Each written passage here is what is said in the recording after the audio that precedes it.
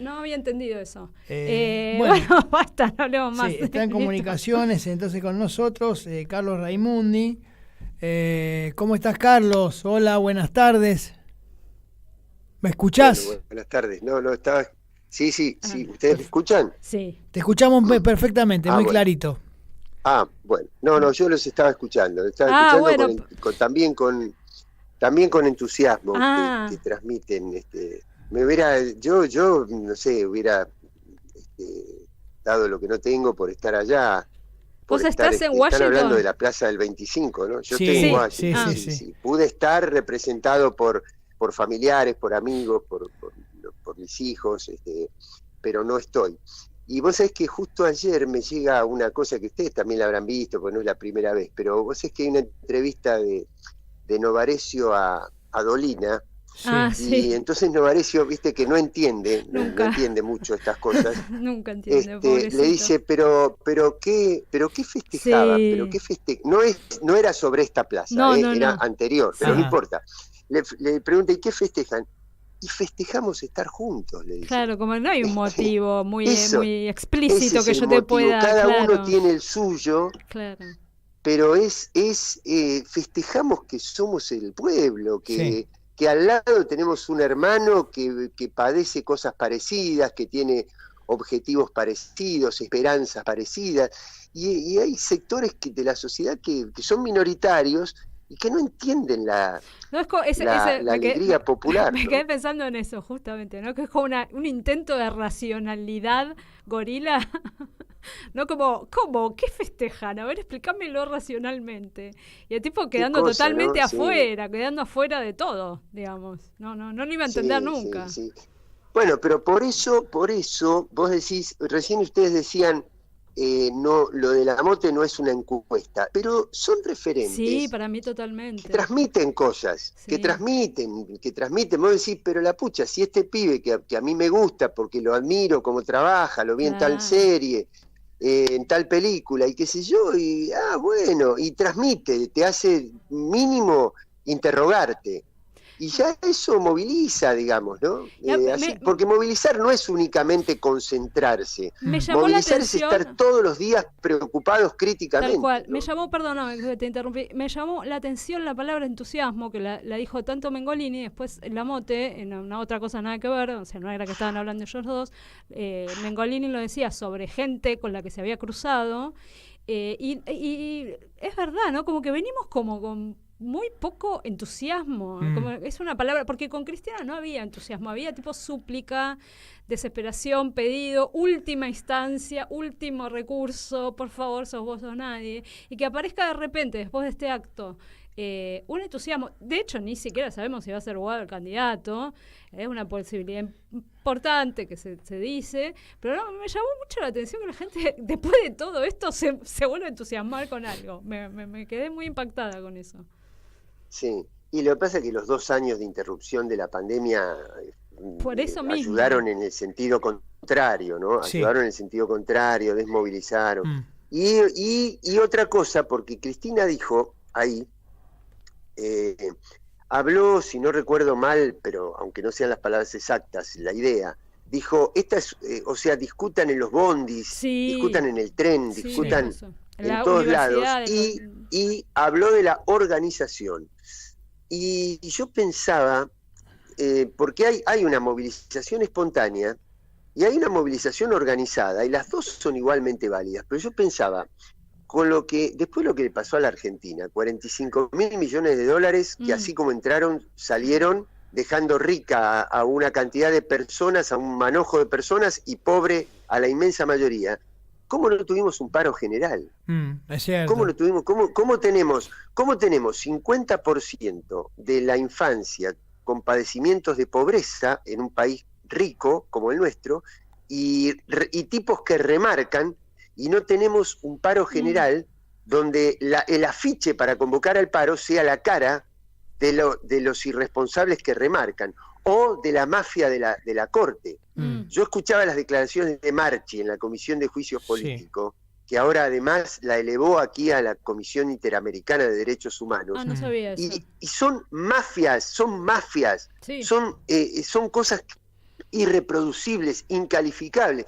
¿Cómo no hemos tenido una movilización multitudinaria con eso? Así que eso es lo que hay que recuperar también, ¿no? Sí, tal cual. Que hay como una... Por eso me llamó la atención, ¿no? La palabra, el entusiasmo. Después de tanto tiempo, también de como cierta desilusión con el gobierno. Mucha desilusión por un montón de gente por cómo se dieron las cosas con este gobierno. Más todo lo que, la pandemia, etcétera, etcétera, la deuda, como una seguilla de cosas que venían tirando muy para atrás. Es que si uno hace un análisis emocional de este gobierno, evidentemente hay un sector de la población que se ha visto afectado, sobre todo por la inflación. Sí, ¿no? Todos. Yo creo que en eso todos. Claro, en eso todos. Pero después si uno hace un análisis frío de cada uno de los números que arroja este gobierno, la verdad que en muchas cosas hemos mejorado. Sí, por suerte lo reconoció Cristina en el propio acto. Que no venía muy reconociendo muchas cosas de su propio gobierno. Sí. Eso está bueno, me parece que también apunta para el lado de tener un entusiasmo, un optimismo mínimamente necesario para abordar la campaña, ¿no? ¿Qué opinas? Sí, mira... Sí. Del gobierno primero, de la evaluación de este gobierno, hay un montón de cosas para rescatar en obra pública, en vivienda, en desempleo. Trabajo en las provincias, hay pleno empleo. Sí. La mortalidad infantil, la más baja de la historia.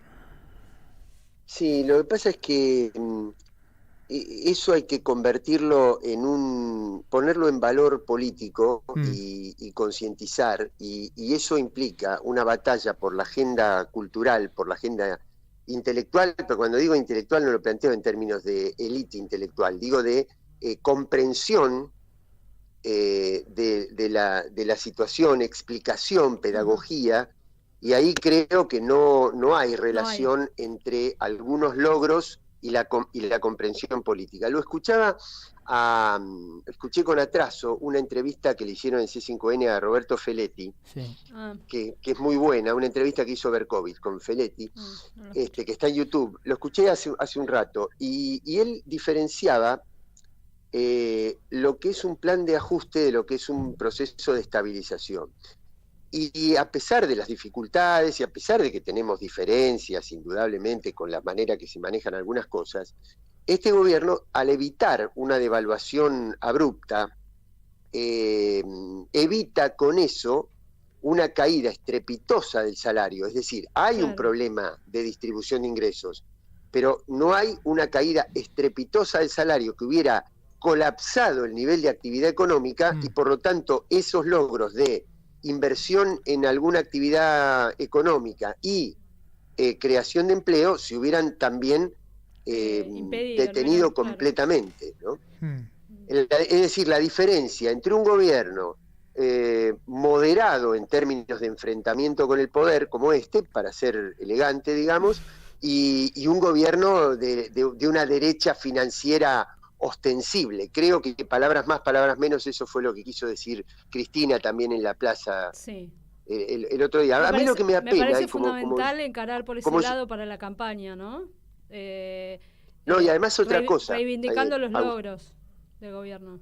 Pero además otra cosa, Agustina, el año que viene hay cambia la estructura económica del país, porque nosotros vamos a tener un rendimiento de la situación energética completamente distinto al que tuvimos este año. Este año tuvimos déficit en energía y por lo tanto 5.000 millones de dólares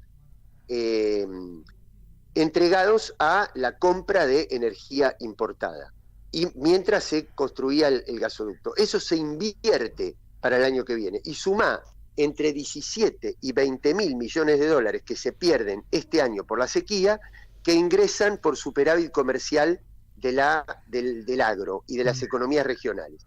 Quiere decir que lo que está en disputa que a partir de noviembre cambia la cuestión por eso, agroexportadora, cambia en noviembre, o sea, ni siquiera hay que esperar el año que viene. Si eso lo dejamos en manos de la especulación financiera, eso se vuelve a ir todo a los paraísos fiscales y a las cuentas offshore. Por eso nosotros no nos deberíamos permitir perder las elecciones. Ahora, para eso justamente hay que generar, y yo introduje la palabra pandemia, y quiero decir que a mí sí me apena mucho, porque la pandemia no debería haber sido una excusa para decir, o un argumento para decir, por la pandemia no pudimos hacer.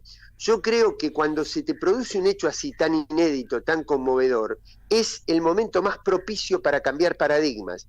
Y me apena no haber podido cambiar todos los paradigmas que hubiéramos debido, ¿no? Vos sabés, yo pensaba, ahora que lo decís, vos sabés que yo pensaba que una cosa que iba a mejorar era el transporte, por ejemplo.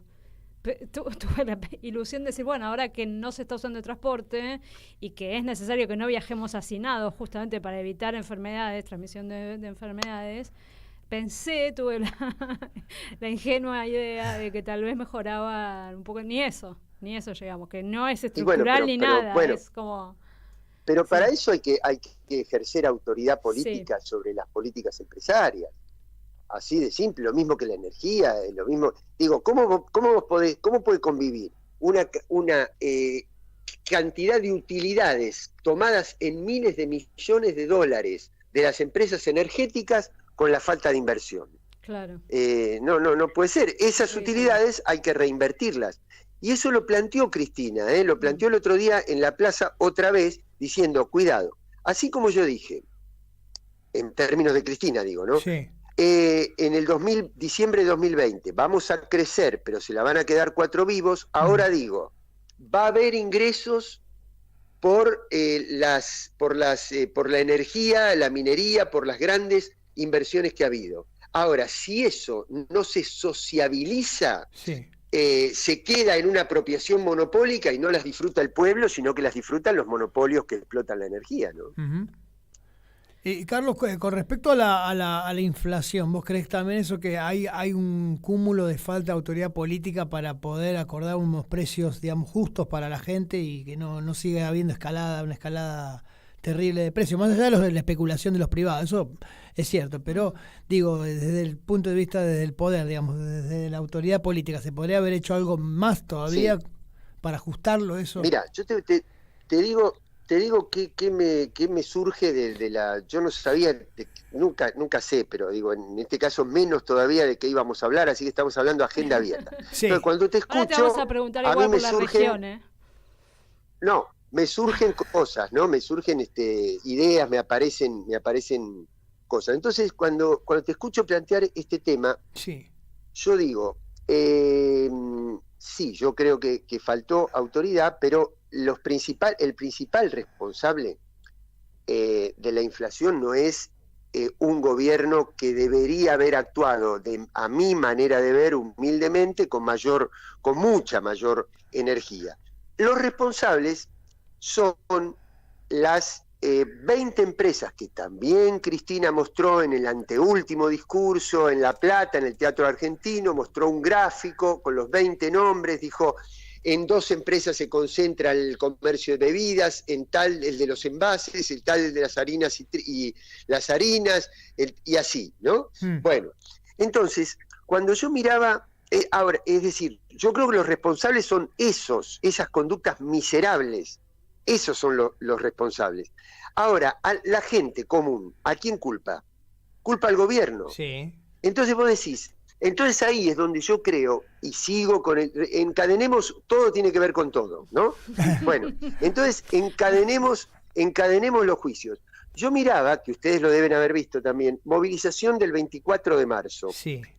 Ustedes no sé si vieron ese video que se viraliza cuando hay un coche que va en sentido contrario de la columna de la Cámpora que viene de la ESMA.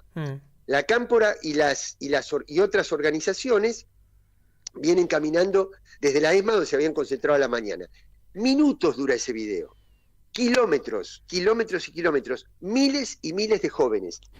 Un salto cualitativo, a mi juicio, sería que una parte importante de ese capital político que tiene la Argentina, juvenil, que además disputa en los espacios con Milei, te muestre en la entrada de los supermercados la cara de esos perversos, miserables, mafiosos, que cuando hay más del 50% de los pibes que tienen hambre, te remarcan los precios. ¿Entendés? Entonces digo, y sí, ahora cuando uno dice autoridad política, no es únicamente medidas técnicas. No es únicamente medidas técnicas, es convocatoria a las organizaciones libres del pueblo a movilizarse y a ejercer la función pedagógica de la política. Ocupar realmente las calles y demostrar cómo es la situación real, ¿no? A la gente. Pero claro, ¿y quiénes son? ¿Quiénes son? Porque entonces el pueblo, vos te lo montás como aliado y no como enemigo. Porque la culpa después la tiene Massa, que puede luchar más o menos o regular, o a mí me puede dar puedo tener alguna diferencia. Está bien, pero eso es secundario, pero no es el responsable. Los responsables son los grupos. Ahora, si vos no mostrás, no ejercés la labor pedagógica de la política, de politizar esta cuestión, de enviar un mensaje para que el pueblo, que es el principal aliado que tenemos, que es el principal sujeto que nos va a dar la base de sustentación, lo tenés que tener de tu lado, no lo podés tener enfrente. Y eso creo que es una asignatura pendiente. Ahora, por ejemplo, si hay comercios de proximidad o empresas más chicas que produzcan eso mismo que producen dos empresas o una empresa, los monopolios, de alguna manera que el Estado lo subvencione suficientemente como para que puedan, no digo equiparar la producción porque jamás la podría equiparar con un monopolio, pero por lo menos abastecer más con menos, digamos, intermediarios. El planteo de Grabois es ese. El planteo de Grabois. El planteo de Grabois, por eso digo, no totalmente, sería una opción. Totalmente, es así. Absolutamente. Bueno, lo que pasa es que estamos hablando de una serie de estrategias convergentes, absolutamente de acuerdo. El mercado central y multiplicar la idea de los mercados centrales que eliminan la intermediación entre el productor y el consumidor final, no te modifica la estructura del mercado, pero te va avanzando de tal manera que pone precios testigos que le obligan a algunas empresas privadas a bajar el precio, porque si no el consumo se le va al otro lado. Claro. Y entonces vos alimentás un círculo descendente, un circuito descendente de los precios. No, por supuesto que es una estrategia absolutamente válida y necesaria para... Mirá, lo está haciendo Mario Secco. Yo estoy afiliado al Frente Grande. Mario Secco preside el Frente Grande. En Ensenada tiene un mercado central que hace que la gente... Yo sé que es muy posible lograr eso, es cuestión de vocación política de hacerlo, ¿no? De intentarlo, ¿no?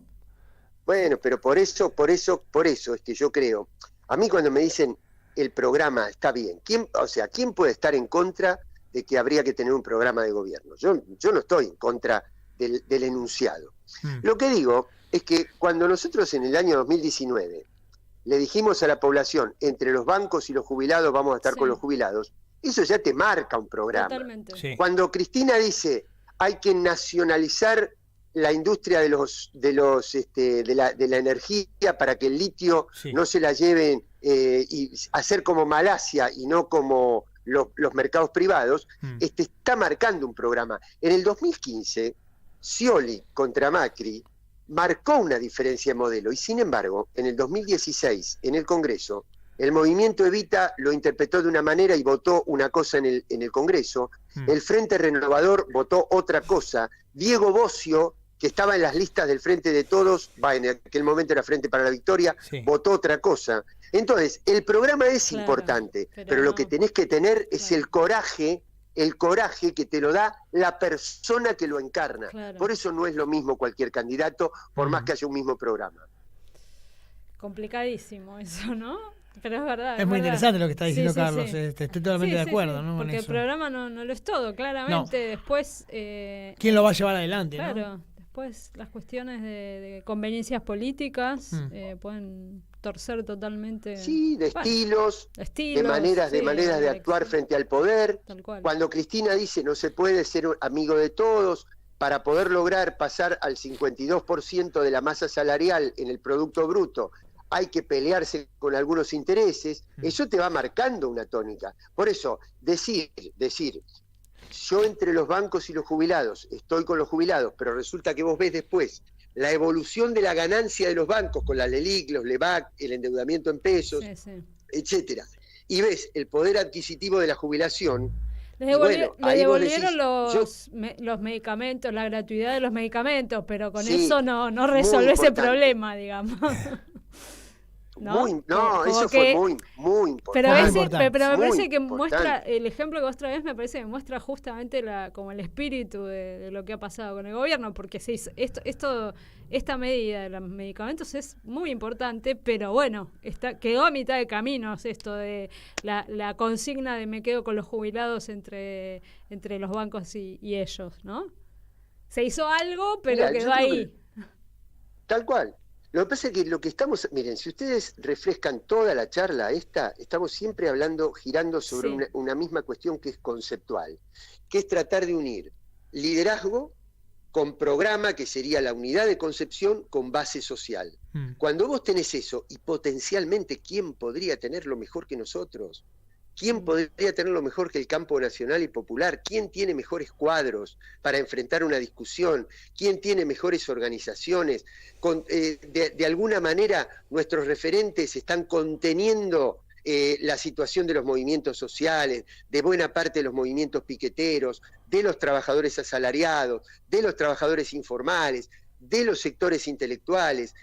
Tenés el liderazgo de Cristina, que te marca una agenda y un horizonte.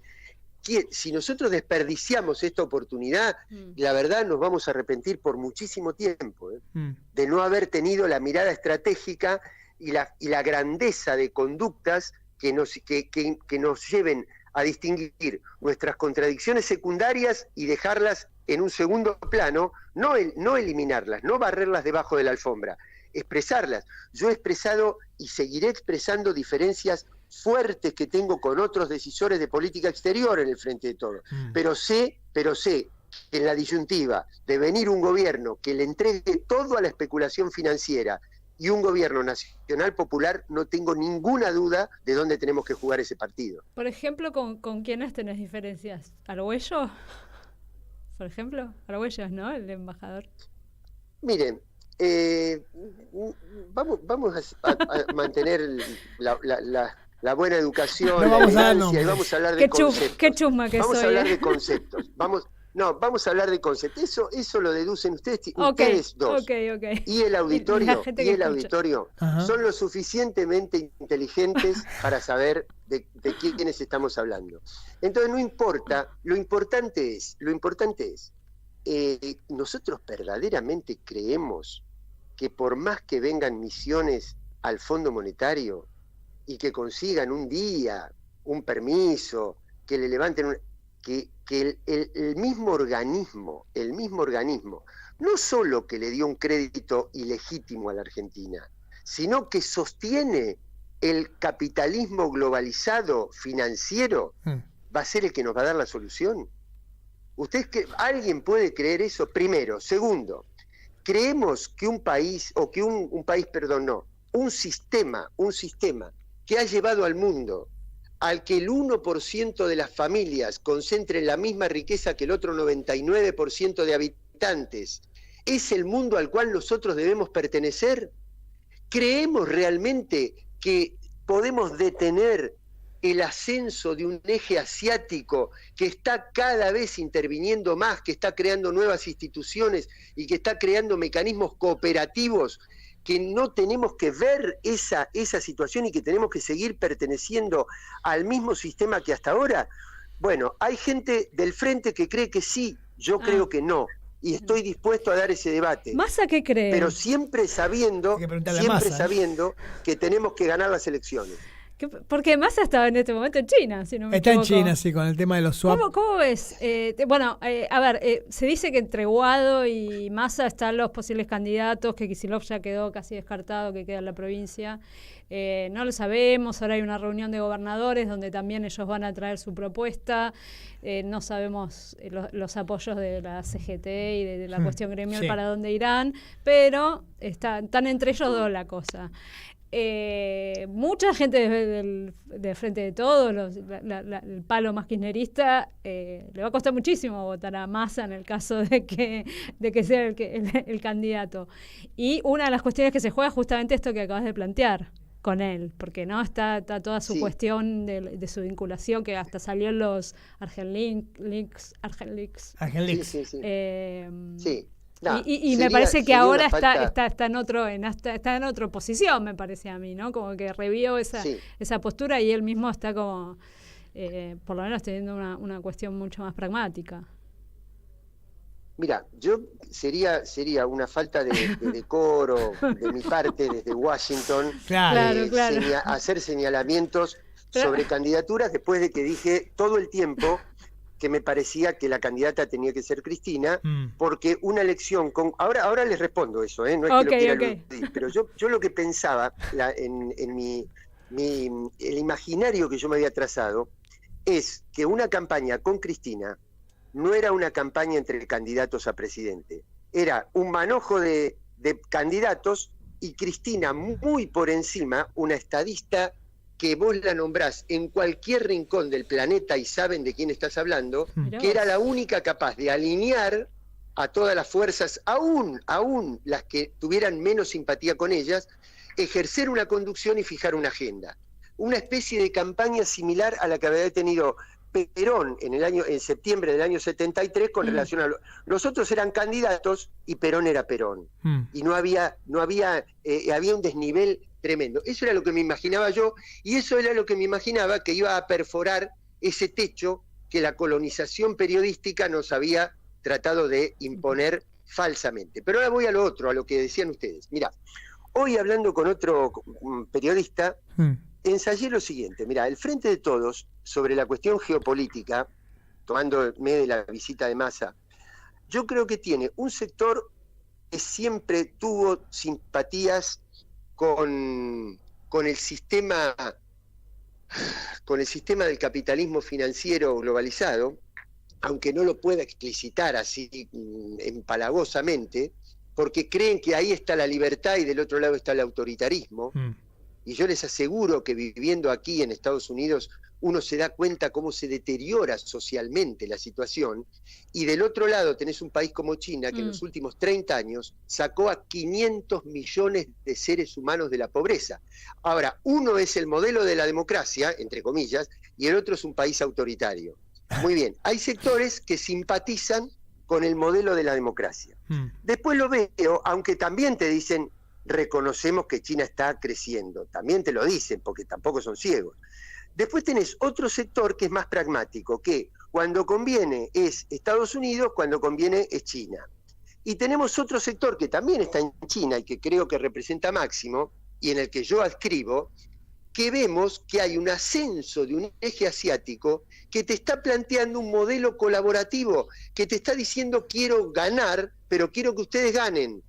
No les voy a imponer un modelo, no les voy a decir cómo tiene que ser su gobierno, sino que quiero hacer negocios y que ustedes también los hacen. ¿Los tenemos que imitar? No, imposible. Imposible ser iguales que China, porque China tiene una jornada laboral donde todavía no ingresó el peronismo. Nosotros no podríamos. ¿Queremos ser iguales que Rusia? No, porque Putin tiene una política sobre derechos sexuales y reproductivos que nosotros no compartimos, pero sí compartimos que están construyendo una multipolaridad que le va a permitir a América Latina salirse del esquema globalizado y convertirse en un eje autónomo de poder. Y entonces es necesario tener en cuenta eso. Yo adscribo a esa corriente dentro del Frente de Todos, a la que ve al mundo multipolar y la que quiere salir del esquema Fondo Monetario, Banco Interamericano y todos esos organismos que son responsables de nuestra crisis y que jamás podrían ser la solución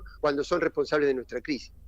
Sin dejar de ver las cosas negativas que vos mencionabas, entre otras, de esos regímenes gubernamentales, ¿no? Porque también hay una rama, digamos, que idolatra a Putin, por ejemplo, porque como a raíz de la guerra, por ejemplo, como sería lo contrario a la OTAN, entonces es nuestro líder de liberación revolucionaria, cuando es muy polémico pensar así, pero está esa vertiente dentro del campo popular, ¿eh? También, pero claro, pero ahí hay que poner una responsabilidad muy grande de la OTAN. Cuando uno ve cómo la OTAN está fortaleciendo el incremento del presupuesto de armas de los países europeos y derivando al complejo militar industrial, lo que tendrían que estar derivándose a las energías limpias, a la educación, a la igualdad, a detener las corrientes de inmigrantes forzados, uno dice, yo no digo que no haya una responsabilidad de Rusia, lo que digo que hay que contextualizar eso, primero. Y segundo, no, desde luego, pero por algo Perón inventó el concepto de tercera posición, y por algo, basados en ese concepto que se planteó por primera vez en 1949, en la década de los años 50 se creó el movimiento de no alineados.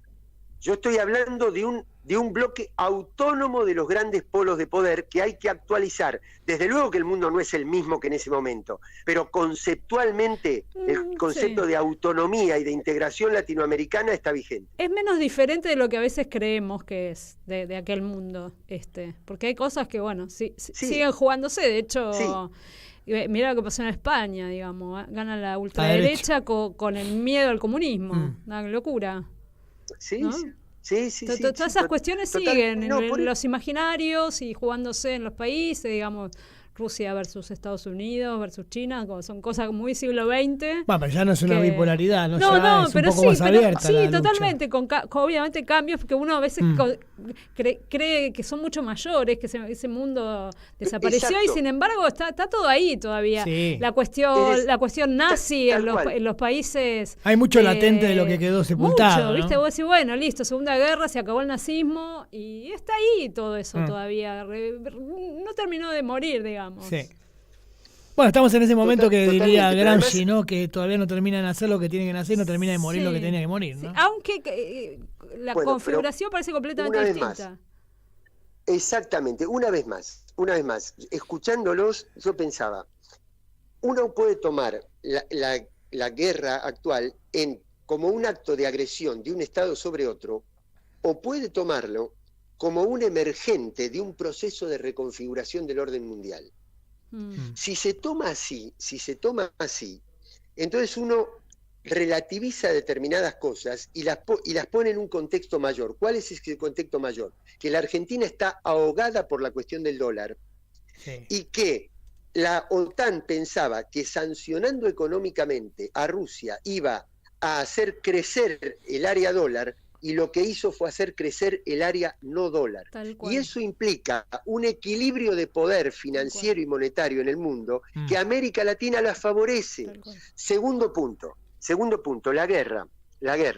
Lamentablemente, una tragedia humanitaria de todo tipo, la guerra genera consecuencias que se extienden mucho más allá del alto al fuego, porque genera resentimientos, pobreza, una cantidad de conductas tremendas.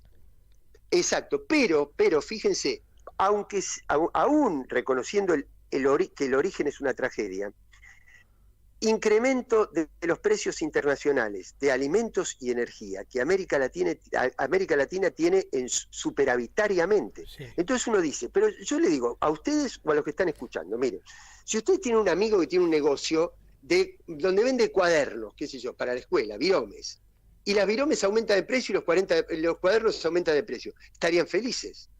Bueno, muy bien. América Latina tiene superávit de alimentos, superávit de energía. Aumentan los precios. Los pueblos cada vez más pobres. ¿No es momento que nos dediquemos a estudiar la apropiación de la renta de nuestras riquezas? Sí. Y convencer a los pueblos que esas riquezas son de los pueblos y no de los monopolios que se favorecen con el aumento de precios.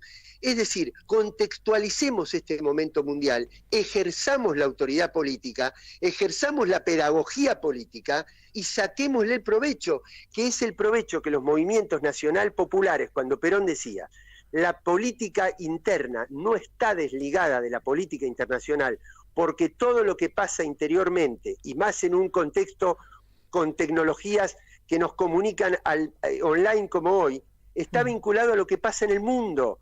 Entonces, tomemos esto para el ejercicio de nuestra soberanía y no de nuestra resignación. Bien, muy claro, Carlos. La verdad que, bueno, hoy más que nunca todo tiene que ver con todo, en el sentido de que todo está conectado al mundo, ¿no? Estamos más conectados que nunca. Y todo influye sobre todo. Sí, hay días que estoy más ordenado y otros días que estoy más espontáneo, y hoy fue agenda abierta absoluta. Bien. Atendí el teléfono y dije que sea, yo soy ateo, pero dije que sea lo que Dios quiera. Me encomiendo a Dios y a María Santísima, Sí. si es que están enamorados. Bueno, un poquito América, ¿no? El bloque, que vos ahora estás ahí, Noea. No, antes de... Sí, perdón. No, disculpame vos. No antes querés, quería no comentarle un poco lo que veníamos hablando. Sí, Antes sí. de salir al aire nos preguntábamos sobre qué países consultarte y empezamos a ver Colombia, Perú, qué sé yo, y vos dijiste Bukele, hablemos de Bukele, El Salvador. ¿Quién dijo eso? Él, el Cristian. Yo, Darta. Porque, es una, digamos, como un liderazgo emblemático del que se habla mucho y que muchos acá, amantes de la derecha y del orden, yo qué sé, quieren tener ese tipo de cárceles, no sé. Bueno, se habla mucho de este régimen de Bukele. Lamentable para mí, ¿no? Pero bueno. No sé, igual nada, contarnos de lo que vos quieras, porque eso fue, lo conté a modo de chiste, porque bueno, pero está bien, pero me voy, pero me voy a meter en un tema espinoso y delicado. No, aprovechemos. Dale. No, yo creo que a ustedes les resulta tan antipático como a mí cuando escuchamos a una autoridad de los Estados Unidos, ya sea militar o civil, o al embajador Stanley, hablar mal de nuestro país. Entonces yo soy un representante del Estado argentino y no quiero que ninguna declaración mía implique un conflicto o una protesta o una queja de otro Estado. Claro. Entonces voy a tratar de ser lo más